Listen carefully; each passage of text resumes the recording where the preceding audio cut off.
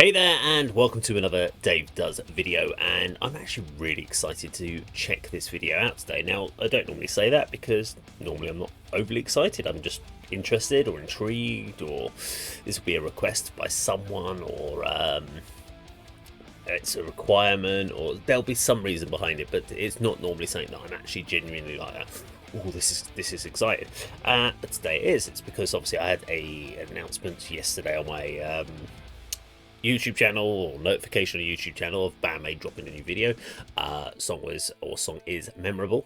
Now initially I was thinking, should I do this on the 80k channel?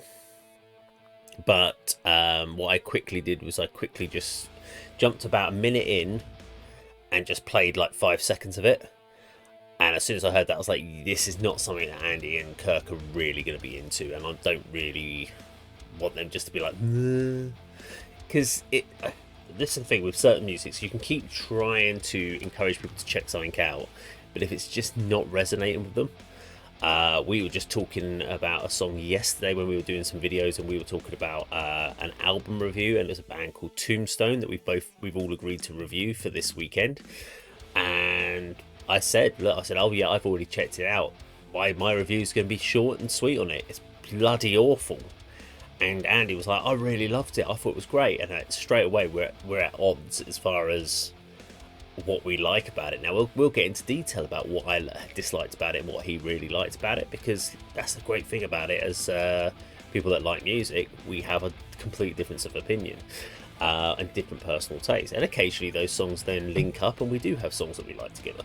But it gives you a consistency of I have no problem with Andy has no problem with me. We have completely different musical tastes, but it's fun to see the debates. But anyway, get back to what we're talking about today. So Maid and memorable. As I said, I've heard about 5 seconds of it, but that's not enough to say I've actually heard it. So I just know the stylizations, sort of, well, about a minute in stylization anyway. But let's go check out Maid and memorable. Count it in. 3, 2, 1, go.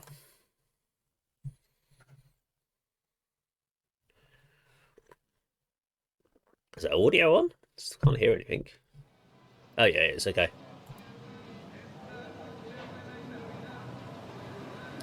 That's dangerous. Walking around the hills like that on rocks. We have never seen the view.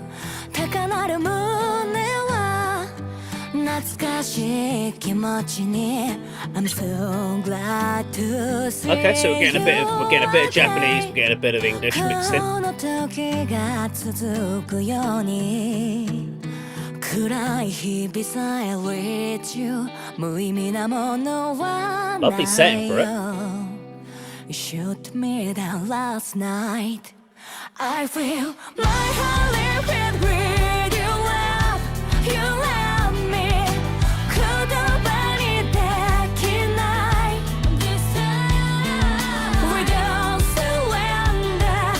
溢れ出す想いを集めて空に浮かべよう I dream about your smile.このままもうちょっと日立てたいけど止まらず進むよ Oh time flies where you have been found この時を刻むように笑い泣いたこと全部忘れることはないよMemorable last night. I feel my heart live with you love. You love me.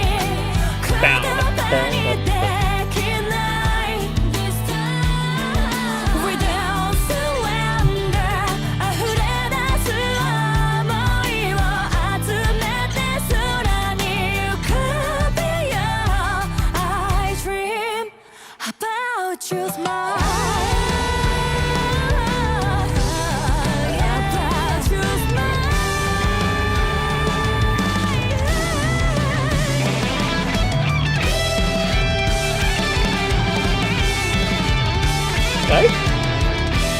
A little bit shredded.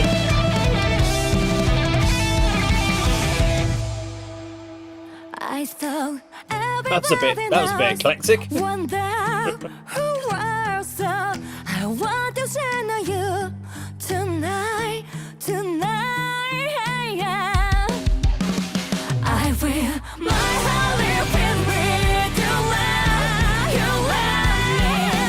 Could the pain take night this time without surrender. 約束の先へとまたどこかで会えるまで We dream about world.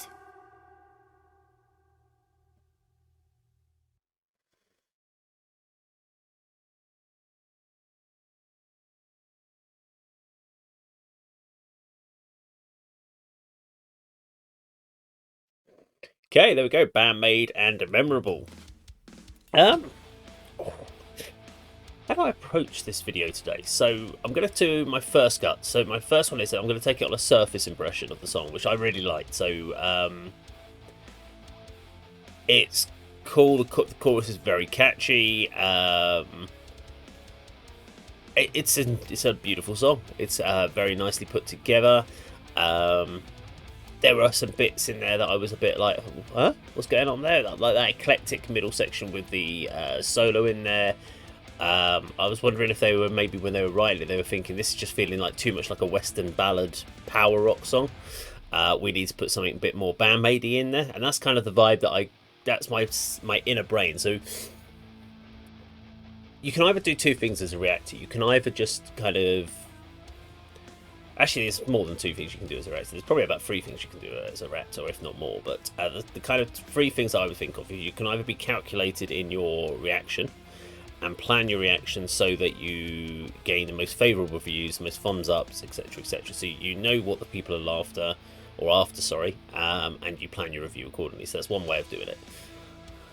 The second review is you just go on your gut. So a lot of the time when we do our reviews on this channel, or I do the reviews on this channel and on the ADK channel, it's a gut feel. So you tell you just what you're feeling. Now this can be a bit of a risk move to do because it also depends on how you came into doing the reactions. So if you've had a bad day at work, you're not in the mood for doing music. And yet you have to do it, your gut's going to give you some bad negative feedback. So it's always about making sure you're not in that mood set when you do it. But you have what your initial gut is, and then you have your analytical reaction. So you start trying to break the track down. You start trying to think about how the track was put together, why it was put together. And so I like to try and do a bit of those last two. So my gut feel of the track is, first listen, nice track, memorable from the chorus, not so much from the verse. The verse was quite fairly standardized, what I would call like the Western power rock ballad. Don't really hear a lot of ballads in sort of Japanese rock and metal, or not that I've been exposed to anyway.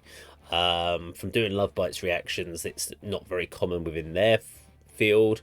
It was a very common place within sort of like hard rock, metal, power metal, even all forms of metal apart from like death metal and stuff like that within especially the 80s and even early 90s, that you'd always have one ballad or slowed down track per album, and that was a good space breaker on albums to kind of just alleviate from all the power that's coming through and all the rock, and then they just give you this power ballad in, and then you come back out of it back into some more heavy metal afterwards.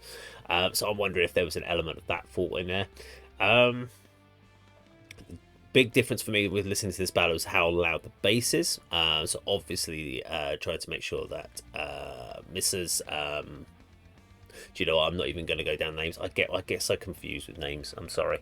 But they wanted to make sure the bass was... And this is very much a Band Maid thing. So the bass is loud. It's she's got a great, lovely bass line in there.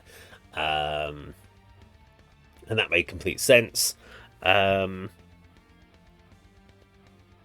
only thing I would say... it didn't feel for me, apart from that fill section, if you listen to it from a vocal point of view, you would know that's Band Maid because you know the vocals of Band Maid, so you can hear that. The characteristics of what I kind of assume or take away from the stylization of Band Maid, I didn't really hear that. Now that's maybe because I haven't really heard much in the way of ballads from them, so maybe that's fine, and this is what a Band Maid stylization is, because as I said, you can hear that bass more defined. You've got that solo element, the drum fills on the midsection, they were very much band Maid. So maybe that's where they sort of put their signature, their stamp on it. Because I guess it's hard with a rock ballad. How do you do the stuff that you would normally do on your harder songs to make your signature sound come through on a rock ballad? It's hard. There's only so much space to do. You need to leave a lot more room for the vocals to lead. So yeah, maybe I'm talking at my ass at that point. Yeah, I think I probably am. Yeah, good track though.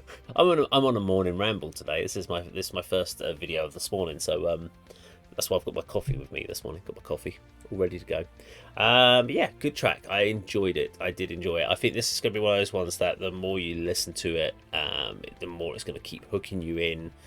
And maybe then, especially once you get the translation for the lyrics, the Japanese lyrics as well, then you can kind of piece the story about it together. And it'll become something that will mean something personal to people, and then it'll become even bigger song as it goes on, because those emotional tracks are the ones that people really kind of latch on. It's stuck, but as soon as it means something to you, it means a point in your life, it has something that you can relate to, whether it's lost love, etc., then yeah, that's when it's something that's quite important to you, and those songs take on a whole new meaning, and people will defend them to the hilt about how good they are. But there you go. That's my thoughts around Band Maid and Memorable. Now, if you like this video, please do like, share, and subscribe, and I'll see you on another video sometime very soon. Take care.